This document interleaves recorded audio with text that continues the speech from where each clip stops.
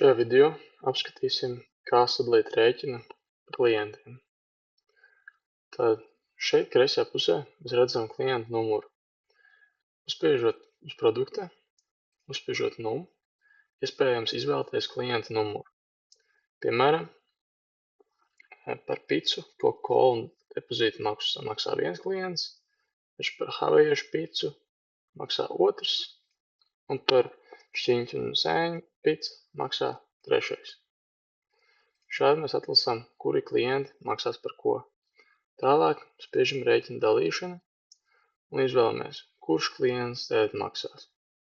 Izvēlamies, spiežam ķeksīt un atverās jauns rēķins ar tikai un vienīgi tiem produktiem, par kuriem maksās attiecīgais klients.